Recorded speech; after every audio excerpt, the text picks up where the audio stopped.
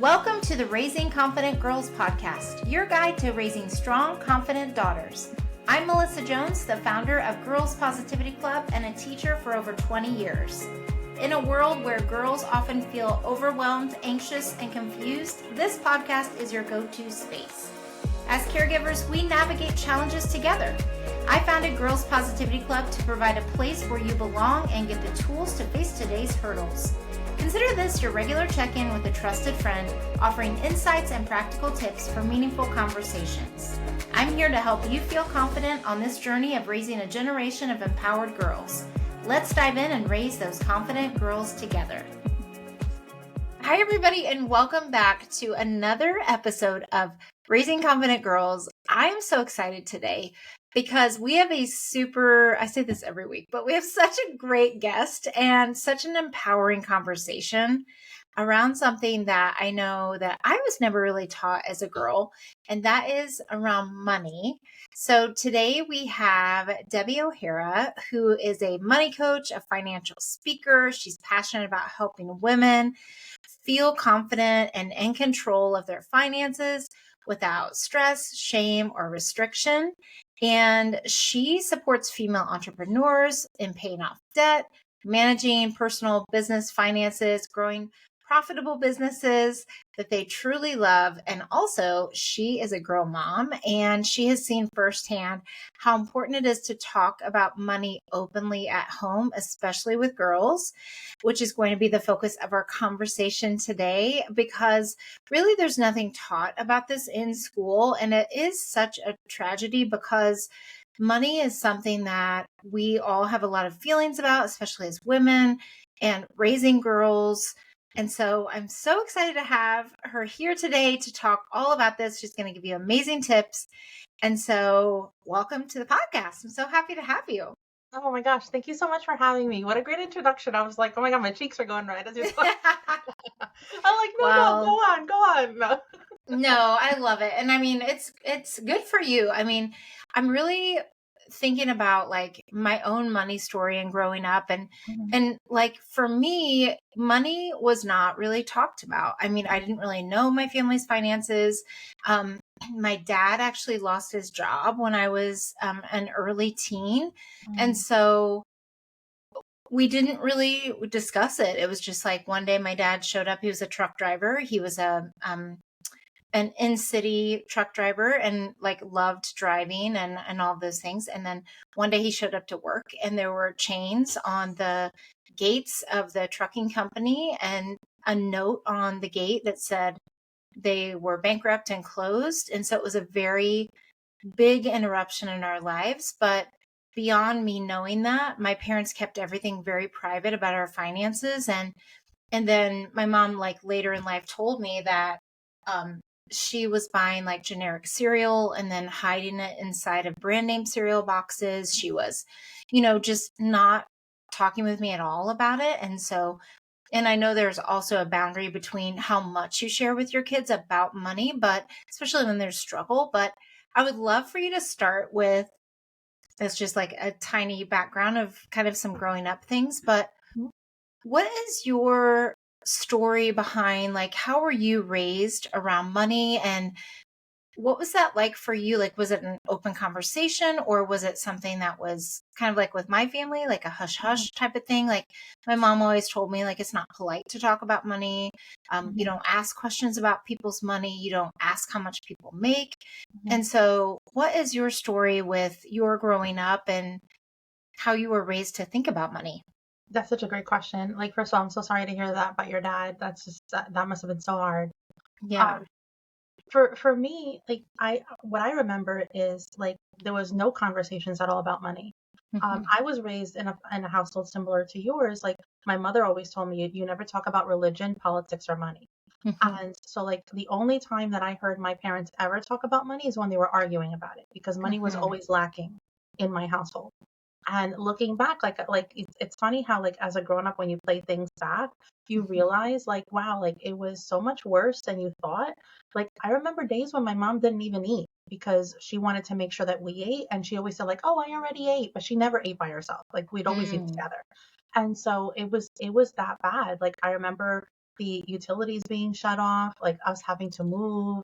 And really, it came down to my mom was working nights and weekends so she could be home with me and my sister. And she was handing her paycheck over to my father, who had no idea how to manage money. Like he just like let it go out of his hands, and bills weren't being paid, the rent wasn't being paid. So the only time I ever remember hearing anything about money was them fighting about it. And always behind closed doors, thinking that for some reason, like their walls were soundproof. I'm like, my bedroom is literally on the other side of the wall. Yeah. I hear you. Yes, exactly. I know they all think that, I think. And I think about that, yeah, in my own like marriage and things. But yeah, I think our parents back in the day, yeah, like they did believe that. Mm-hmm. So because they fought about it behind closed doors and closed walls, they thought were, protecting you. Yeah. Did anything ever come up like around it? Like, did you ever ask questions, or did you feel like you couldn't? I didn't ask questions. Like it's, how like my sister and I couldn't be more different. Like I knew money was lacking. So like when I had a trip, for example, in high school, like I paid for it by a chocolate bar fundraiser.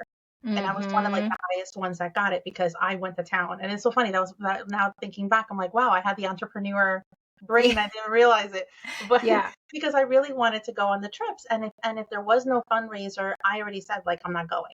Like it was just an automatic no. And I remember that, I was in the color guard, which was part of the band, and the band leader reached out to my mom and was like, Debbie's the only one that's not going to Virginia.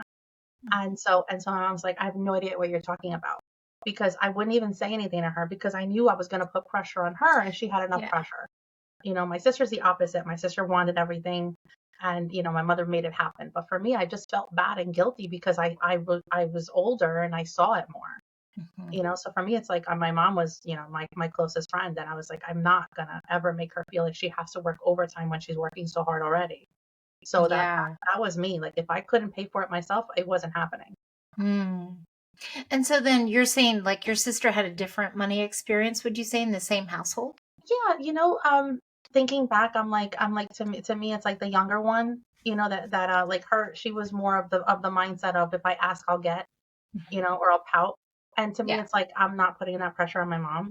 So I wanted to kind of protect my mom when it came to that, because I never wanted her to feel bad saying no to me. Right. So that's why for me it was like no. Like I started working when I was 16. And I got permission from the school to be able to work a certain amount of hours while I was still going to high school. Like, and everything from then on, my clothes, my junior ring, my prom dress, my limo, like everything I paid for myself. Wow. Yeah. It was just, I knew hard work was what needed to be done. So yes, I don't know, like I never wanted her to feel like we were lacking, like that I knew we were lacking, so yeah, so that's why I did it that way. It's almost like you were protecting your mom. 1,000%. 1,000%. Yeah, she was just magnificent, and like she was always there for us, like being there during the day and then going to nights on weekends. Like she barely slept, So to me, it's like I didn't want to ever make her feel like she had to say no to me or had to work even harder, So it's like no. Yeah, I definitely was protecting her too. Yeah, so you probably saw your parents as really hard workers. Yeah, especially my mother. Yeah. And did you equate that to hard work equals what with money? Like hard work equals more money, or do you think it's kind of a subconscious type of thinking? But like, what did you equate your mother's hard work?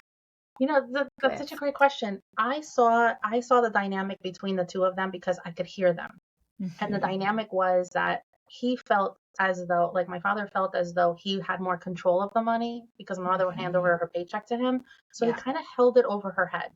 And always made her feel like, well, we have this because I work and because and so for me, it was like, I never wanted her to feel like she had to turn to him when I could take care of it myself. You know what I mean? So it's more like I wanted to be independent earlier because of it, and I knew I needed to work hard in order to do it. But to me, it was like anything I can do to relieve the pressure off of her. That's what I did. Yeah, I think that's such an insightful thing to know about yourself, and I'm sure that you've done a lot of reflection, especially being a money coach and doing all of this work with yourself with money and your beliefs and all of that. How do you think that that relationship with money with your family growing up affected you as a woman, into adulthood, getting married, and all of Yeah, those things, like through all of the transitions of life? How do you think that that affected you? uh, that's such a great question. So for me, like now, what I know now that I didn't know then Hmm. was that the foundation of a child's relationship with money is established by the age of 7. So Mm. whatever, however your parents talk about money is the foundation of how you associate yourself with money, the relationship that you have with money. So me seeing the power dynamic between my parents when it came to money, and my mother taking the less assertive role of handing over her paycheck, um, I I I imitated the same thing in my first marriage. And so it's funny, you look back and you're like, wow, like I knew Repeating that my parents' patterns. marriage was toxic, and then here I go, like repeating the cycle. So I I did the married same someone thing. very typical to, like, very similar to my father, with that Yeah. kind of like dominant, I'm the man of the house kind of attitude. And so I never knew how to budget. I was never taught at home or at school. Like I always say, in high school, now I'm going to age myself. In high school, like I was taught how to sew. I was taught how to cook, which I almost burnt the high school down. That's hilarious. Loved me that year. It's one of their finals because we had to be outside with a fire truck and the fire department, everybody out there. I had no idea it was me until we went in and they cleared the smoke. And we went Oh into my the gosh. into the oven, and the teacher was like, "Whose oven is this?" I was like, "Oh my gosh, that's mine. I'll never make apple fritters ever again." Like, That is amazing. You're like, and that was the day I stopped cooking apple fritters. apple fritters, I feel like I'm traumatized. Um, Yeah. So I was taught how to sew. I sewed a skirt. The cooking, I almost burned the high school down. Typing, I remember telling my typist teacher, I was like, "When am I ever gonna use this in life?" Oh yeah. Well, we do it all day long. Little did you know. Yeah, right. Every day of life today. Every Hmm. single day. Hmm. Um, Sexual education, driver's ed. Oh, and wood shop. I have a plaque that has my name on it that I still have in the garage. It was a whole semester of, like, I don't even know what I did. I know I stained it, I sanded it, I drilled Hmm. it. Like, it's ridiculous. A plaque that has my name that's in the garage, I will not throw it out. But nothing Hmm. about finances. Yes. So then when I went into my first marriage, he was just like my father, very Hmm. dominant, very controlling, and I did just like my mom. I handed my paychecks over to him. So when after I had my son, I realized, like, it started becoming very toxic, and it turned abusive. And when it turned abusive, like, I, as a mom, wanted to protect my kids, and so I was like, Yes. we can't stay here. And so like I left. I filed for divorce, and that's when it hit me. I have no idea how to manage money. So Mm. everything and anything went on credit cards for Yeah. years. Like my legal fees, because he didn't make it easy to divorce him. And Hmm. and we had nothing to fight over. He didn't want custody of the kids, thank goodness. Still knock on wood to this day to that. I mean, well, they're Yeah. 19 and 20. I'm like, I'm still so blessed Yeah. then. That Yeah. was the one You're thing I was good. You're in the clear. I was like Yes. the one thing that he didn't want. I Yeah. was just like, oh, thank goodness. Um, Yeah. No kidding. Oh my goodness, no. And so everything went on credit cards. So years later, I married my wonderful husband, who's the opposite of any man ever in my life. And he sat me down, and I was just pregnant with my third. And he says to me, he's like, I want to show you what these years cost you. And Hmm. he pulls up this Excel spreadsheet, which to me might as well have been a foreign language, and he points to a number, and that moment, like, changed my life. Like, I Mm. say that moment really changed my life, because I saw that I brought onto this marriage, who he ended up adopting my two older kids. So I mean, like, he's wonderful. He has, like, the perfect credit score. He had money saved up. He's a complete opposite of me. By the time I Yeah. married him, my credit score was probably like a -2. Oh. Terrible. It was terrible. Yes. And he, Well, you didn't know. oh yeah, no, but he says to me, Hmm. like, everything, like, that a great person says is like, your debt's my debt. We'll get through this together. Hmm. And for the first time ever, like, it was the worst moment, but to me it was the best moment, because a Yeah. fire lit within me, and I thought to myself, no, I've already had my two older kids, like, watching me do Mhm. everything wrong with finances, you know? And Yeah. now I have this baby, and I was like, I can't continue to repeat this cycle. Like, it was all of a sudden, it was like the light bulb came on in my head, and I was like, I need to change my life.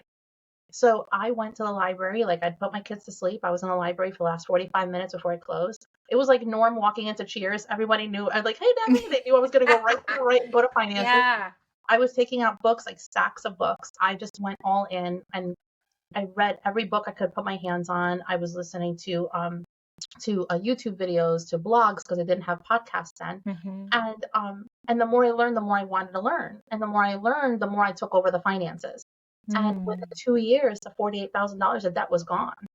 And I'll never forget it. It was December 31st, 2018, and it was like I think it was like 10:30 at night. It was like an hour and a half before midnight.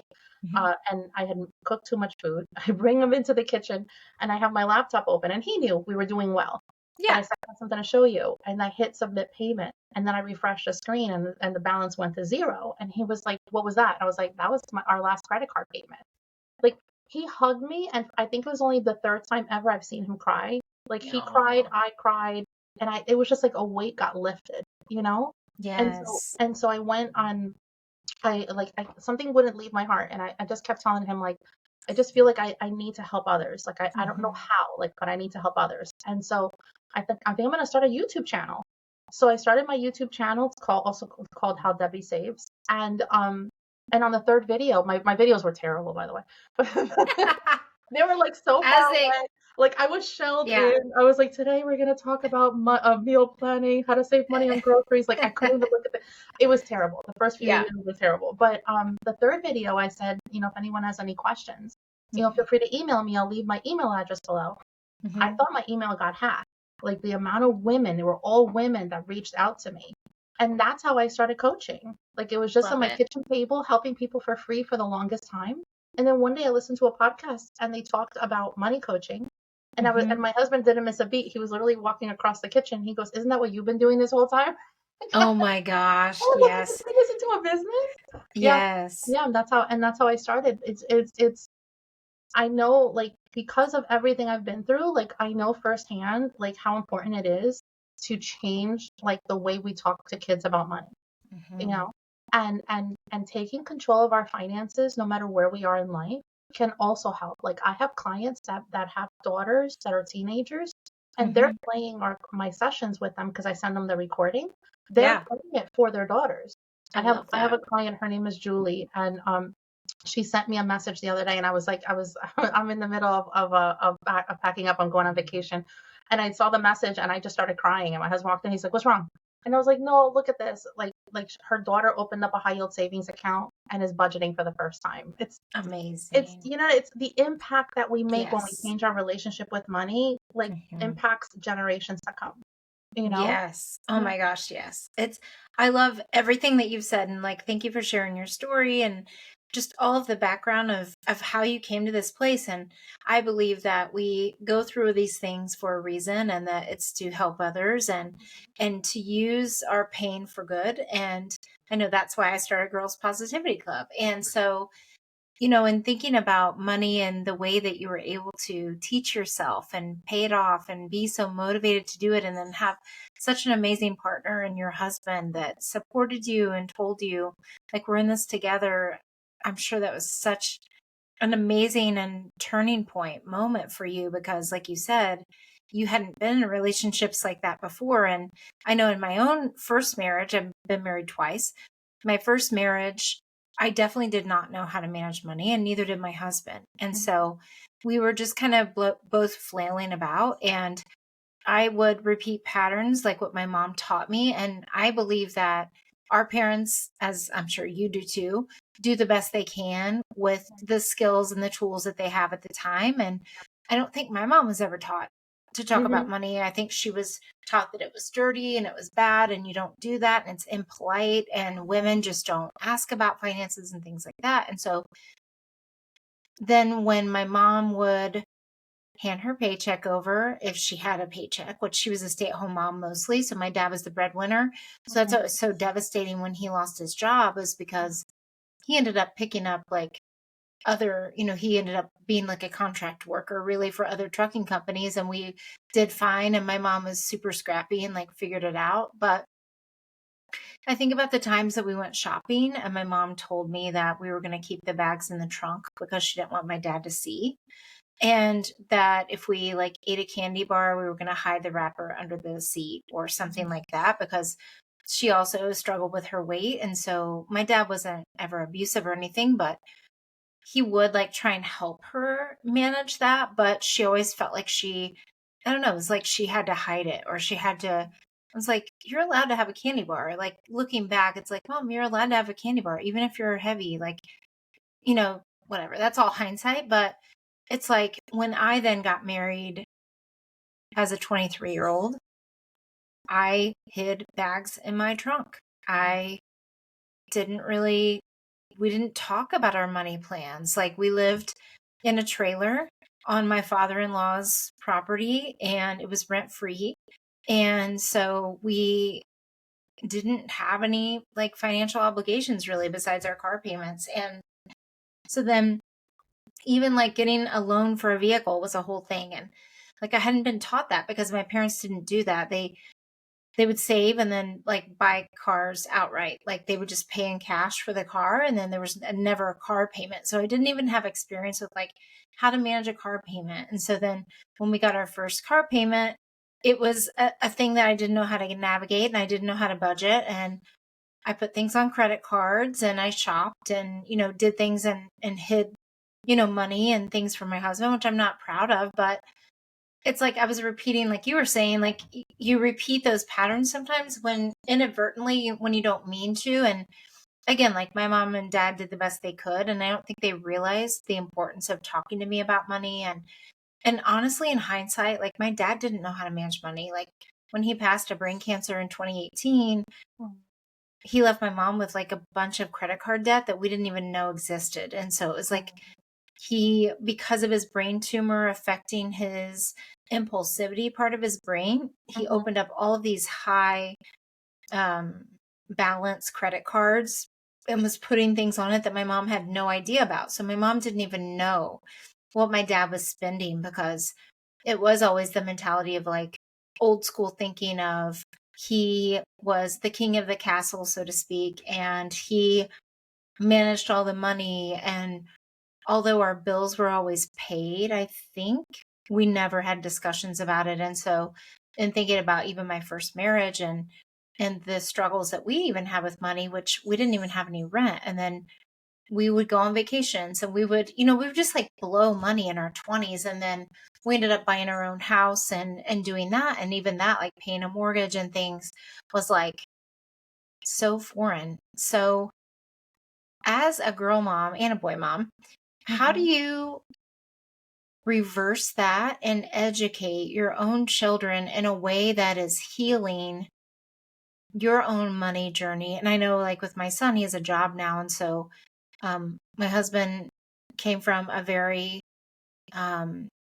scarcity thinking around money type of upbringing. And he still carries a lot of that like money trauma with him. And so I'm constantly kind of with our son trying to teach a balance of, yes, you should be aware of what you're spending, but you also don't have to say things like, we can't afford fill in the blank, or that's too expensive. We'll never be able to fill in the blank. And again, like my husband has his own money story and that it was hard for him growing up because there was a point in time where he even paid his parents' bills because they needed the help. And at 16 years old, had a full-time job and felt a lot of responsibility in helping his parents financially. And so he has a very scarce type of thinking. And so we're always trying to like meld the two of me healing my money things and not being afraid of money, because we ended up having to file bankruptcy early in our marriage because of the things that my first marriage had coming into our marriage. And then, so it's a whole like weave of things with money. And so we're trying to do better with our son, and he's doing really well. Like he works at a car wash and he puts half of it in savings and, the other half is in his checking. And even though I know that's super basic, that's like right now what he's doing. And And at least with that, like we've talked to him about like, okay, if you're going to do your Xbox Live subscription, just know that that comes out every month. It comes out of your checking account. Here's how that works. And so we've been trying to be as mindful as we can, but I still know that there is definitely room to grow. So what would you say to the parents listening who are like, okay, I have my own money things. Either my parents did talk about money, they were obsessed, they were not. How do you parent differently? Yeah, no, that's such a great question. Well, first of all, I'm sorry for the loss of your dad. Oh, thank you. You're welcome. Um, for me, my two oldest saw me charging things up. And again, I wasn't buying anything expensive. It was just basic living expenses. But they saw me charging and they saw, like, they can feel that I had debt. They can feel that I was hiding from money. Like, you feel it. Like, no one had to tell me when I was little, like, you're poor. Like, you feel it. It's in the air also. Right. So now their relationship with money, like, they saw me turn things around and I set the example. So now that they're 19 and 20, which I can't believe it. I feel so old every time I say that.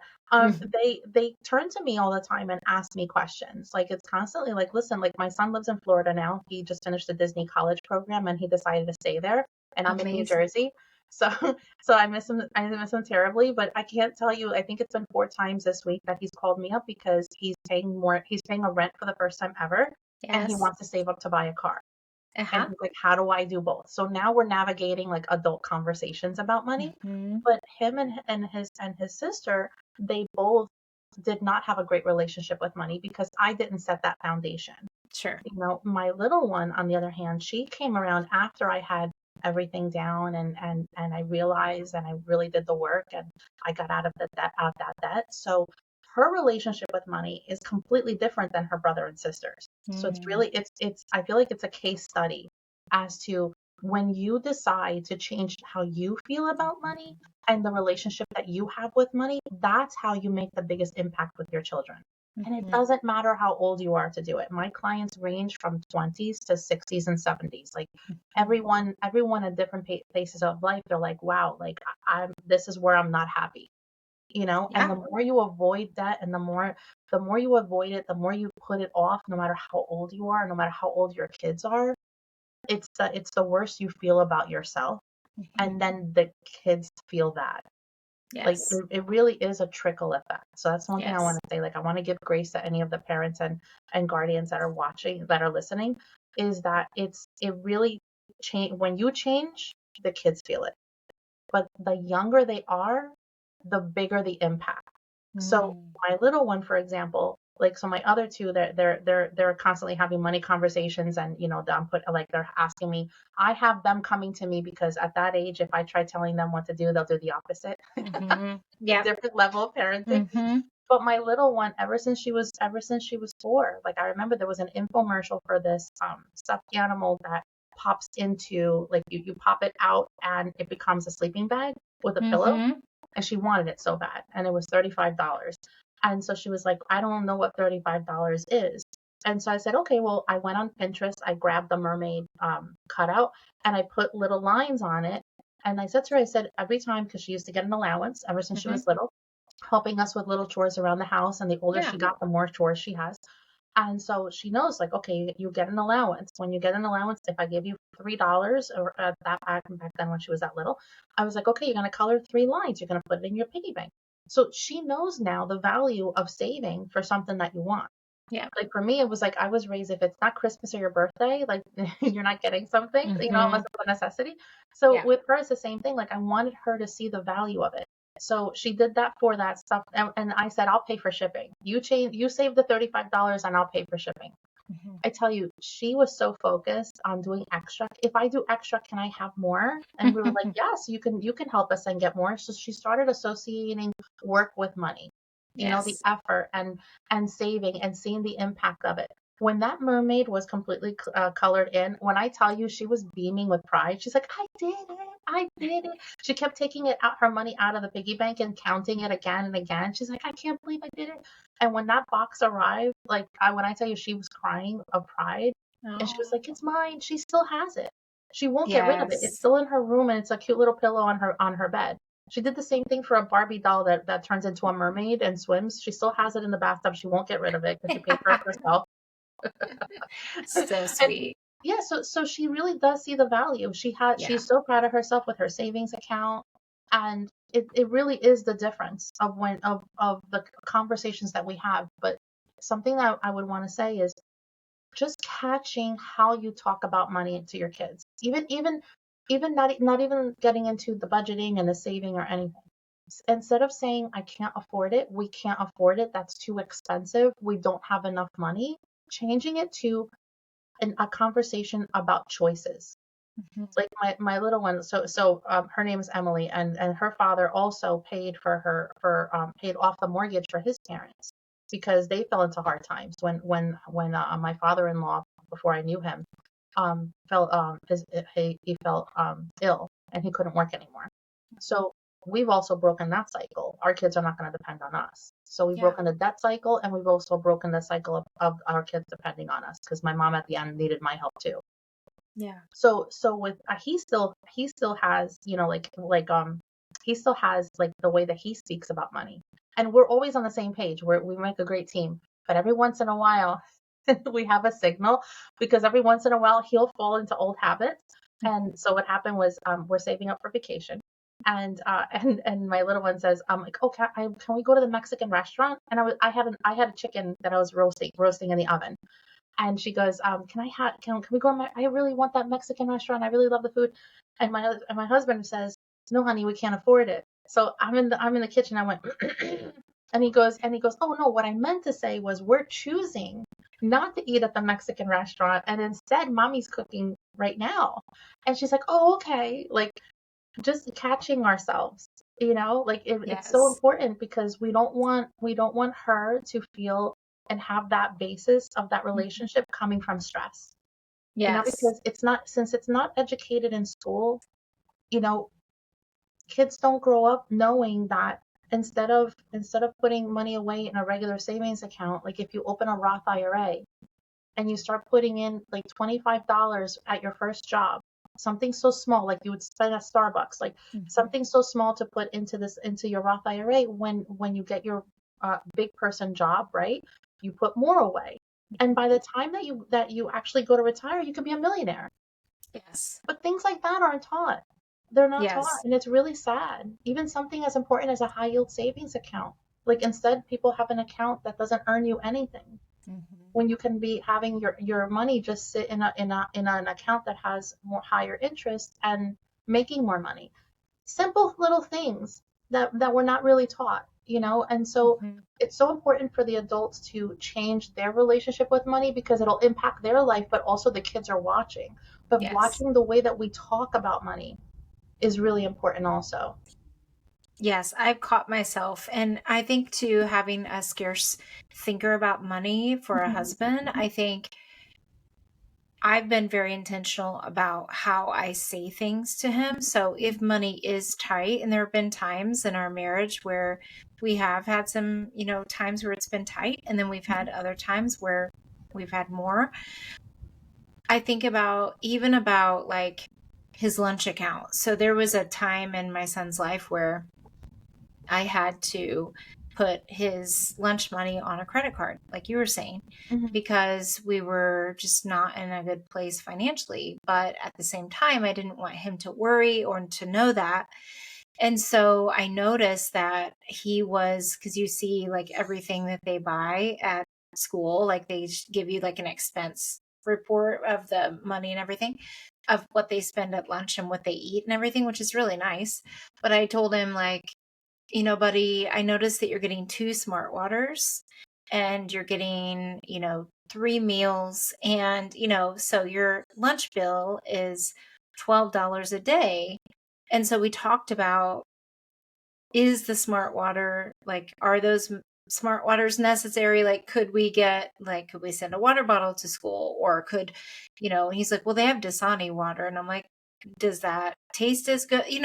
So having conversations about even making him aware of being conscious, not that he has to be paranoid about what he's choosing to buy, but even when, like you were saying, your daughter having to pay for her own thing, it's like, our son just had his 17th birthday. And so I feel exactly what you were feeling about, like, I can't believe he's that old. Yeah. But like, he wanted a computer. He wanted a gaming computer. He has an Xbox. He does not lack. Like, between his grandparents and us, like, he has nice things, like all of that. However, we're trying to be very conscious about saying to him things like when he says, "Oh, I want a computer for my birthday," and he tells us 2 days before his birthday, that a good gaming computer at a minimum is going to be at least $1,800 or plus. And so he's like, "Well, I can run this one game on this, less expensive computer. It's $400, this and that." He got $400 for his birthday money. And we were like, "Okay, so this is your decision. Let's do a little bit of research on it. Let's make sure that it does what you want it to do." So we found out like it wasn't as good as what he thought it was going to be.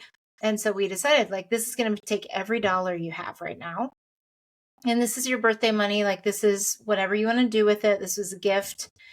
And he decided not to get it because he realized that it wasn't the right purchasing decision. And so I think even with our girls too, it's like with your daughter and the stuffed animal sleeping blanket. I think about a Girl and Girls Positivity Club, and like, we did a fundraiser at the holidays for getting girls sponsored who are in need, who need financial assistance. And it's like, one of the prizes was a Believe a Buddy bear, which is a really cool, like, affirmation bear. It's like a very special, just a cool teddy bear, but it costs over $60. And so one of the bigger prizes was, if they raised a certain amount, that was one of the prizes that they would get. So one of the girls in our club saw another girl get it, and she told her mom that she really wanted this bear. And so her mom looked it up, saw that it was like $65, and she was like, "If you want this bear, you will need to save for it, and you will need to pay for it." And so she said that it was also kind of a test of like, how badly do you want this? And she did. She ended up using her own money to pay for it. And that was something that she wanted to spend her birthday money on. And she budgeted for it and all of that. And so that was such a great learning. She was like, I was really surprised that she wanted it that badly, even though I think it's super like cool and really an effective tool for affirmations and all that. And it's a teddy bear. She was just surprised that she was so motivated by that. And I think when we have our kids save for something, or when they pay for something themselves, I think about, parents who have told me that their girls have bought a certain thing that's a certain amount. And it does mean more when it comes from their own pocket. And they see that it takes every dollar they have. Like, how badly do you want this? Because it just plants that seed of like, okay, like you were saying about the vacation, we are eating at home because we are saving for a vacation, rather than saying we can't afford that right now, or something like that, more of a scarce thinking type of statement. What would you say, on the other hand, when parents do have a lot of money? Let's say that I have family members who they don't have to worry about money, or they don't have any financial stress at all. In fact, they have more than enough to go around. And at the same time, making sure that you still have conversations with your girls about that. When we do have a lot of money, it doesn't mean that we ignore that, how much something costs, or ignore how we're investing it. Like you said, like teaching them about what an IRA is, or what a high yield savings account is. So no matter what, I want all the listeners to know, no matter what your family makes, this isn't just a conversation about, yes, I've had money struggles. I know you talked about your money struggles. And it can also be for families who don't maybe have money struggles, and at the same time, they still want to teach their kids good money principles. What would you say are some common things that you think that they should do, no matter what they make or say? Are there any tips that you would say would be good for no matter what financial state a family is in? Because we're going to have a range listening to this podcast of people who don't really have money worries, so to speak, or people who are in between, like it depends on what season of life, or people who may be in a financial challenge right now. So what would you say? Mm-hmm. Clients who make six figures in their business. I'll use Yeah. them for an example. And they'll say to me, I make six figures, but I still feel like I'm living paycheck to paycheck. So Mm-hmm. when I hear that statement of I live paycheck to paycheck or I feel that way, Mm-hmm. it's not an income issue. Like Sure. I've coached over 100 women and I can tell you there's only one that was an actual income issue. But at least a third of them, if not half, have said that statement to me. Mm-hmm. So a lot of the times, just like we've touched on with both of our stories, a lot of the times we imitate the example that we've seen. So Mm-hmm. if our parents are well off, if our parents do not have money struggles, and they spend money, for example, if the example is like I spend money because money will always come to me, Yes. then what happens is that child grows up and that child imitates also, but now you have credit card debt coming in, the Mm-hmm. buy now pay laters, the like, oh, I'm just going to charge it up and I'll pay the bill later. What happens is sooner or later they realize I've made all this money, but I don't know where my money's gone. And if Mm-hmm. you throw credit card debt in the mix, and that doesn't mean that they're lacking, it's just the fact that they've charged instead of paying for cash Mm-hmm. or having a budget, now all of a sudden they start feeling limited. Mm-hmm. One of the things that I think is such a foundation, no matter where you are financially, is teaching your children how to budget. And when I say budget, a lot of times people have, and I feel it also like on calls, but people have the same reaction to the word budget that I do to the word diet. I'm a foodie. Yes. You Yes. can't tell me that I can't eat what I want. You can't tell me Yeah. that I can't enjoy food. Like Yeah. I went on after having my son, I went on a no sugar, no carb diet. It was the Mm. worst 46 days of my life. Yes. But I tell you, I felt every moment of it. I dropped the weight, but I Mhm. felt every moment of it. And then one of my friends who's a baker said, "Oh, come on over, bring the baby. Like, I can't wait to see him." And so I was like, "Okay." And when I went over, she made a whole plate of different pastries. My insides were dying. I was like, "Oh my gosh, this is the best day of my life." So, of course, like I had one, I had two. She's like, "Would you like a cup of coffee?" I'm like, "Yes." I put sugar in the coffee. At the end of the night, Mhm. I grabbed pizza on the way home and I was like, "Today's just my cheat day. That's it."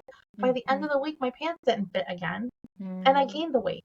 I Yeah. gained weight back. So for me, it's like the same thing. If you think of budget, that a budget is a restrictive, you're gonna hate every minute of it, no Yeah. matter where you are. So no matter whether you have a lot of money and you're not stressed at all about it, or whether you are in a state of life right now where things feel a little tighter, like teaching your kids how to manage their money, and it can be very basic. It can be Mhm. very basic. Like for example, teaching them the difference between credit card interest, which right now is astronomical, and interest that earns you money, like a high yield savings account, like a Roth IRA, where your money grows for you. Teaching them the difference between charging up and paying now for your expenses of the past at 28, at 30, at 32% interest. See, teaching them to, when you get a credit card, make sure you pay the balance in full. Make sure you Mhm. have the money to pay that balance, because showing them the interest moving forward. Like one of my clients has a $5,000 credit card bill, and the average that people have on their credit cards is $10,000 typically, Mhm. right? At least a household. She Mhm. has one card that has a $5,000 balance. She has 28% interest, which is average right now, Mhm. and she makes a minimum payment of $200. She is set to pay $7,000 of interest on that $5,000 balance, and it's going to take her 11 years to pay it off. Mm. And that's if she never charged another cent again. So teaching our kids the difference between paying interest and earning interest, just that mind shift alone will Mhm. impact them forever. Mhm. Will have them see, wait a minute, I can take $25 when I'm working at Burger King, like my son did, and put it in my Roth IRA, and then as I grow up, put 35, put $50 a paycheck, where you're not going to miss a lot of it, but having it sit in your Roth IRA and having it grow for you, Mhm. like all of a sudden having a calculator and saying, wait a minute, if I increase it, and these, look how many millions of dollars I'm going to have by the time I retire, I'm never going to have to worry about money again. Mhm. Just something so simple as tracking your expenses on a free app, not one you pay for, on a free app where you're actually logging in what you spend. And then at the end of the month, just looking at where your money went, that changes your mindset also because it makes you see, wait a minute, I do know where my money's going. Like I do have control about where it's going. I can't believe like my clients, whenever we do the budget, because I do it for them, and they're grown-ups, right? And I say to them, how much did you spend last month on restaurants? They don't look at the camera. They're like, oh, Uh-huh. oh, like, because restaurants is a big one. It's a big It one. is. But Yeah.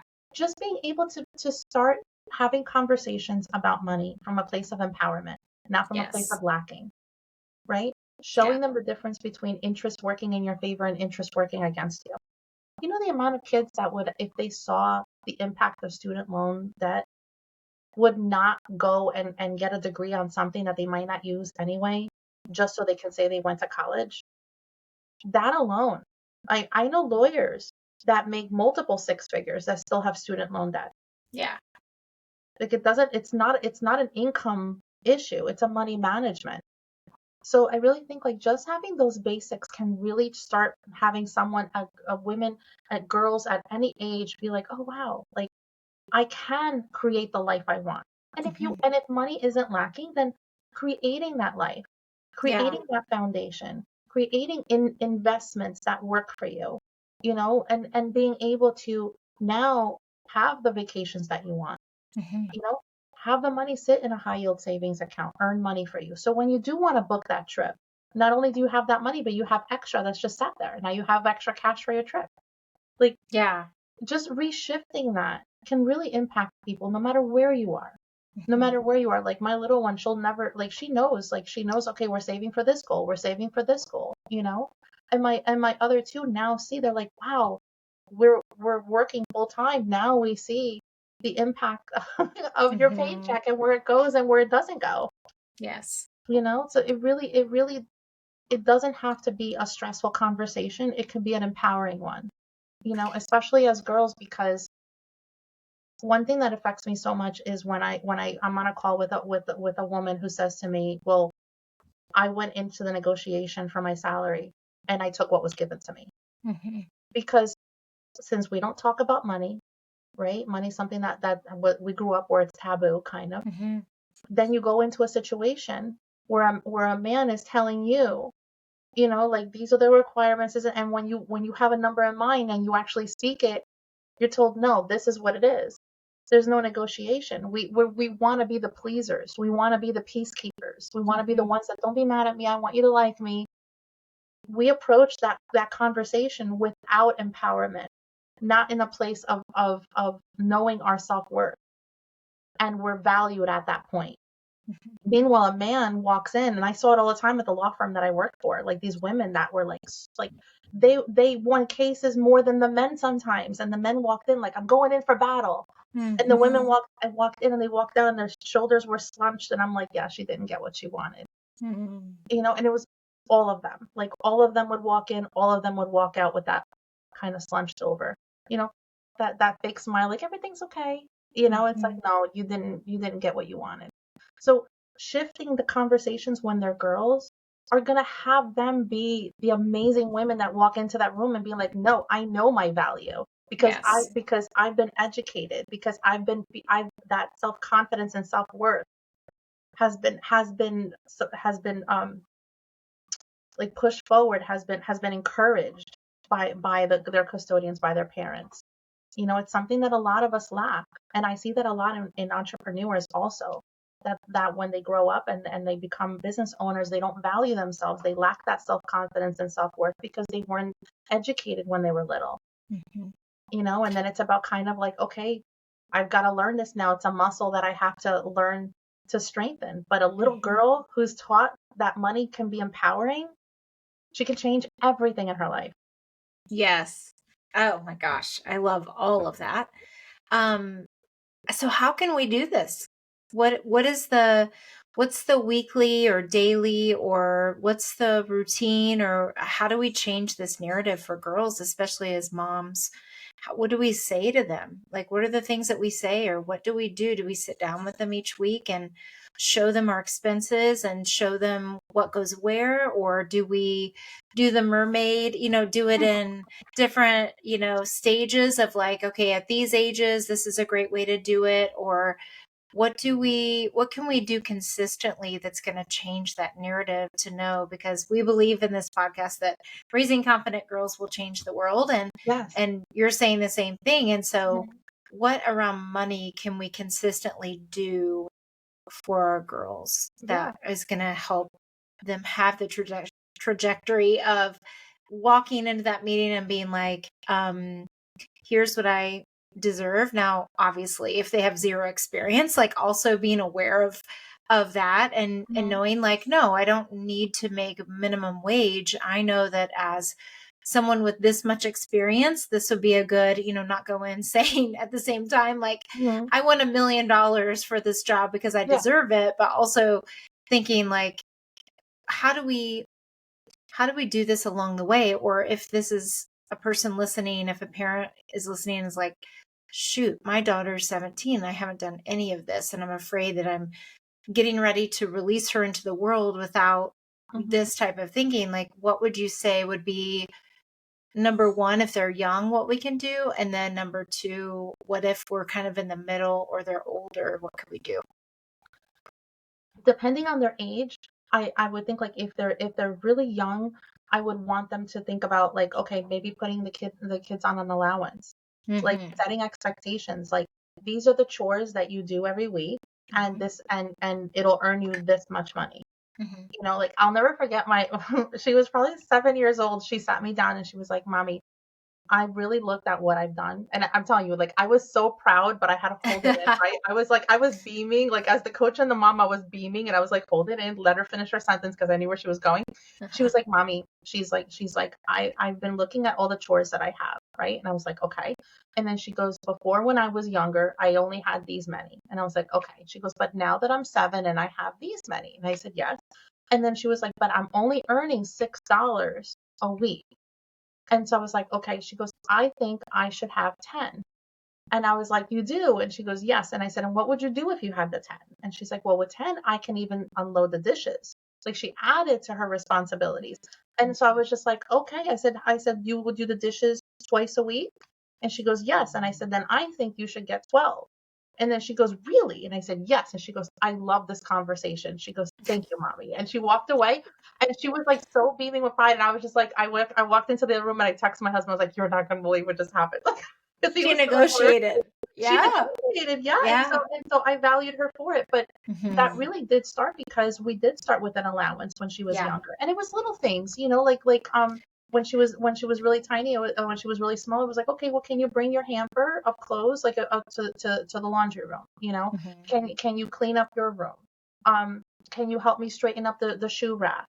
And dust the shoe rack too, because we have a little bench there. Like, that was it. And then it moved to like, oh, can you take the little hand vacuum and vacuum the stairs? And then now it's like now it's a dishwasher too, taking the garbage, like, just from her room. And then she goes, do you want me to do your garbage and Daddy's garbage? Yes, that'd be great. Thank you. And then she brings it down, and then she sits down at the table and she waits, and then when I come downstairs, she's like, can I have my allowance now? Like, she's on me. I was like, she knows where I live. Like, she's on me. But it also helps her see the value of money too. Like, when we went to Carvel, and this was a few years ago, and I said, do you want anything? It was like a summer day. I wanted to treat her to some ice cream. And the person said $13. And she goes, what? She goes, Mommy, what did you get? She goes, why is it so expensive? I was like, because that's how expensive things are now, honey. Yeah. And I was like, we got an ice cream for me, you, and your dad, $13. And she was like, oh, that's more than, and she already started doing the math. That's more than I get in 2 weeks in allowance. And I was like, yes, it is. She's like, oh, I don't think we should get ice cream anymore here. And you're like, we can treat ourselves too. Like, that's okay, but it's good. That's what I told her. Yeah. So I really think like just having that conversation, and and then as they get older, being like, okay, let me show you what a paycheck looks like. Like, Mm-hmm. open up the conversation from a place of, like, not like the teacher from Charlie Brown where they're only going to hear, like, wah, wah, wah, you know? Mm-hmm. But actually, like, having it be from a place of excitement. Like, do you know, like, oh, you're going to get your first job? Do you know what a paycheck looks like? Let me show you mine. You know, they're going to take taxes out. My son, when he got his first paycheck from Burger King, I had not had that conversation yet with him. And and then my husband was doing the dishes. I'll never forget. He turned because he doesn't have a poker face at all. And I said, and he's like, I can't wait. He's like, I work these many hours, and this is how much I get. This is how much it's gonna be. It's gonna be so amazing. And so, so I don't know how I didn't laugh, but I said, can I film it? I said, I want to film you opening up your first paycheck. He goes, yeah. And he opens it up, and his jaw just drops, and he goes, what? He goes, what happened to my money? He goes, what's FICA? And I just, Oh, yeah. again, not told. Yeah. He He's didn't know. a high school graduate, and he was, Yeah. and nothing Mm-hmm. changed, you know. But that's when Right. I sat him down. I'm like, okay, let me explain to you about this. And now he had to file taxes for the first time, and Yes. he's like, well, how do I do this? What do I do? You know, so Mm-hmm. the conversation can continue shifting as they get older, Yeah. but starting them out with having them understand the value of money, I Yeah. think is really important. And then when they're older and being able to see, like, okay, this is how much you have. Like, and I don't believe in percentages, like this percentage here and this, because life isn't like that, you know. Right. But I do sit them down. I'm like, okay, this is how much you have. Like, what do you want to put away in savings, and Mm-hmm. what do you want to have so that you can treat yourself? Yeah. You know, so like when we went to Disney, I gave them all a $50 Disney gift card. And I was like, that's for your souvenirs. Anything else Mm-hmm. comes out of your pocket. And she had her wallet. And she was like, okay, like it's souvenir day. And she had her money and she was counting it out. And she's like, here's my gift card and here's this. And I think I have enough for tax. Yeah. Yes. No, but it's not a stressful conversation for them, Right. because it comes from that place of where we want girls to be, you know, Mm-hmm. advocating for themselves and being proud of themselves about it. So it really Mm-hmm. does start with us and how we teach them and how we open that discussion. You know, but Yes. I do think, like, as they get older, adjusting it to fit where they are. And the older they are, like, dreaming big. That's another thing. Our girls don't dream big. They really don't. And then we're really are, like, I think it's our generation that was kind of like, we settle for something. Mm-hmm. And it's like, what happens to dreaming big? What happens to, like, traveling the world if that's what you want to do, you know? Yeah. And being able to price the next goal out and being like, okay, if this is what you want to reach by this time, this is how much you should go into savings. Mm-hmm. You know, like, having it be from a positive perspective instead of from a negative one. Yeah. Yeah. I think that that's such a great conversation to have. And I think that it is ongoing, right? And we talk Hmm. about that a lot on this podcast. Is like, it's not like a one and done conversation. No. This is an ongoing conversation. They're going to have questions and they're going to maybe be things like there's certain things that I wasn't educated about and Mhm. I've had to educate. I'm still am educating myself about it, but it's like you were saying, even with student loan debt, it's like that's such a part of going to college now. And Mhm. I think, especially for our kids, it's like there are other, not that I'm against college because I went to college, I have a master's Mhm. degree, like I did all the things, but I Mhm. do know even getting my master's degree took us a long time to pay off because it was 20 grand on top of, I was very fortunate that my dad paid for all of my undergrad. So I had zero student debt. Nice. But my higher education and getting my master's was all on me, and I financed it, and it took 10 years to pay it off. Wow. And we did pay it off, and my husband and I had like a little, dance party when we did. But it's like when I decided to get my master's, I didn't think about, I was just thinking of the next level of education. I wasn't thinking, well, how much more am I really going to make now that I have the master's degree? And it really was only $2,000 more a year being a teacher. And so then it was like, it wasn't even paying for the actual master's program, really.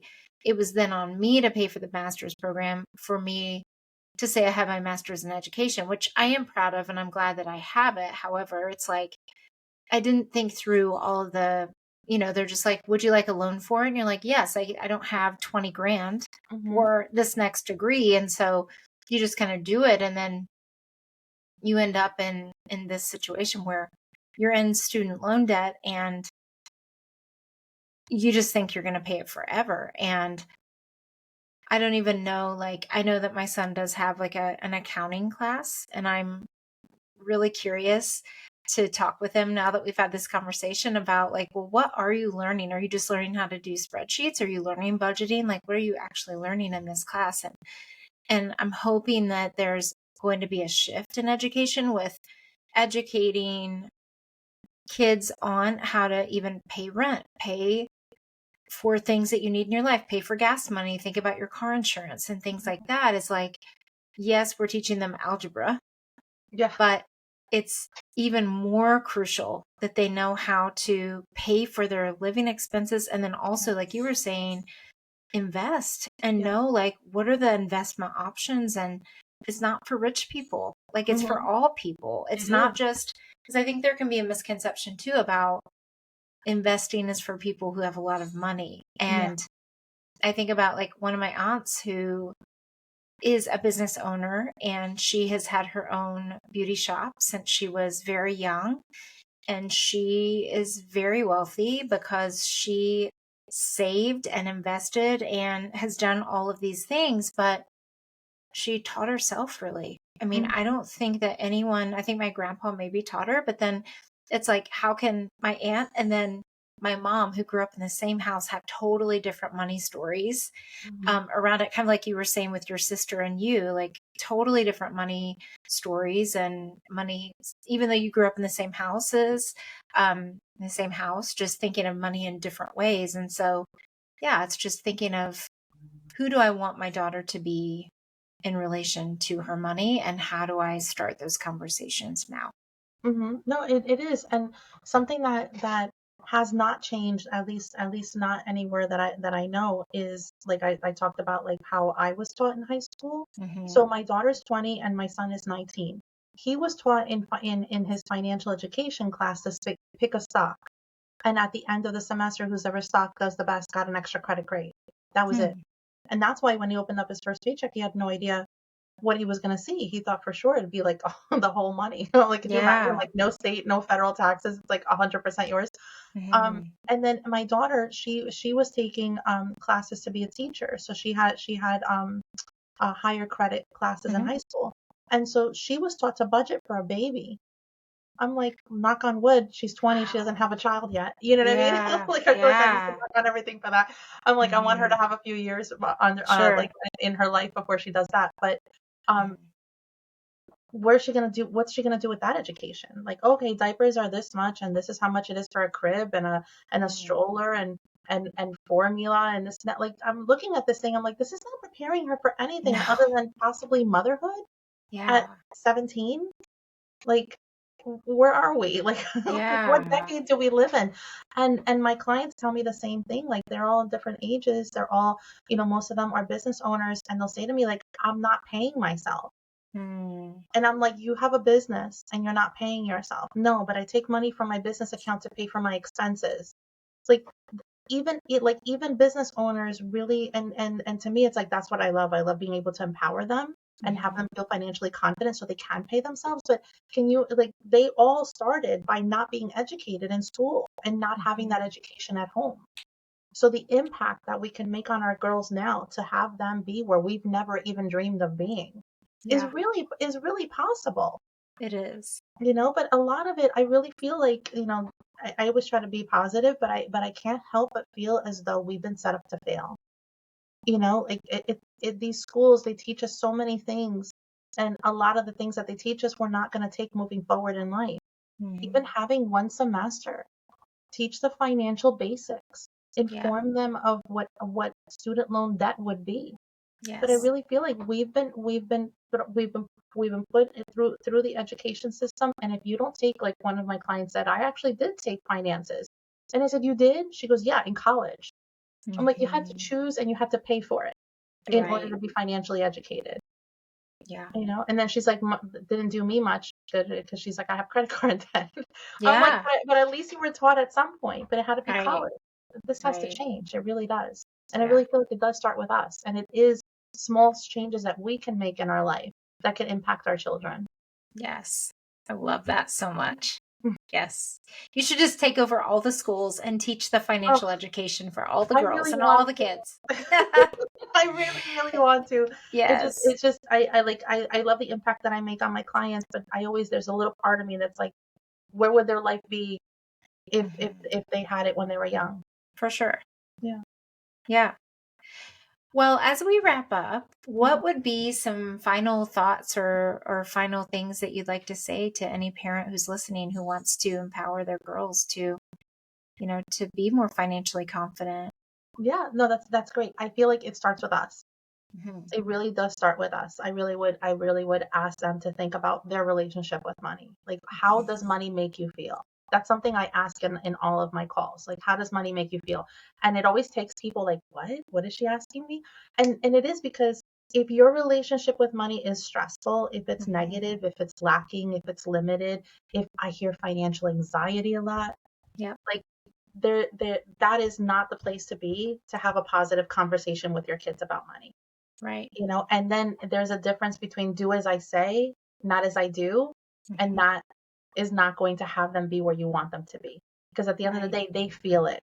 They feel it. Yes. So I feel like if you are either avoiding your debt, avoiding looking at your numbers, money causes you any kind of negative thought or feeling. I feel like it all starts with us, and we really need to change that first.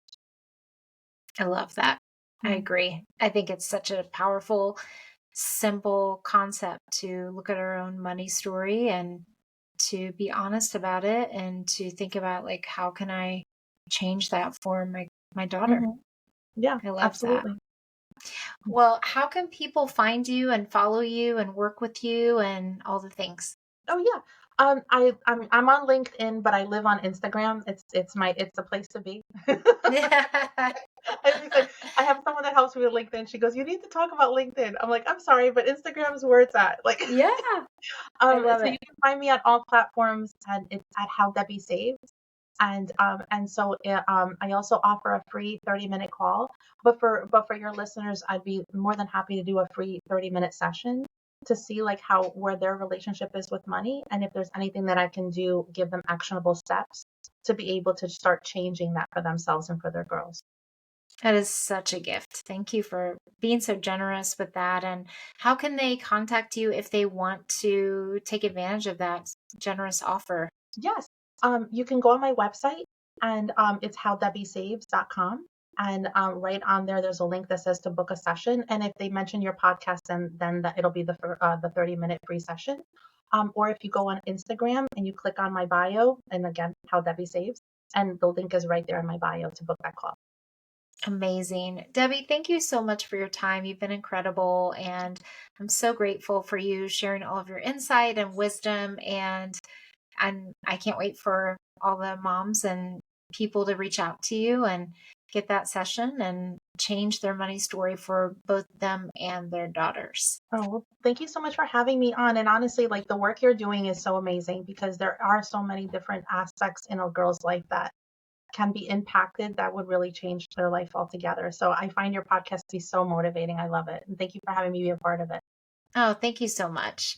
And thank you all for listening to Raising Confident Girls. I hope that this has started just a little thought in your mind about like, how do I think about money and how am I talking about that with my daughter, the girls in our lives? It's something to really think about and even all the kids in our lives and just to reflect on that. So I hope this was helpful.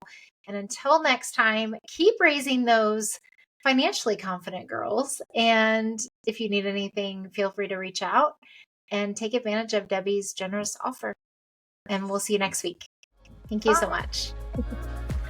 Thanks for joining another empowering episode of the Raising Confident Girls podcast. Share today's insights with caregivers and friends, building beautiful relationships with strong girls. Hit subscribe so you never miss an episode. We're not just a podcast, we're a community. Follow Girls Positivity Club on social media for more empowering content on Instagram, Facebook, TikTok, and YouTube. This podcast empowers you, supporting incredible girls. Let's create strong, beautiful relationships with the girls in our lives. I appreciate you listening today. Stay confident, stay connected. Until next time, keep raising those confident girls. You've got this.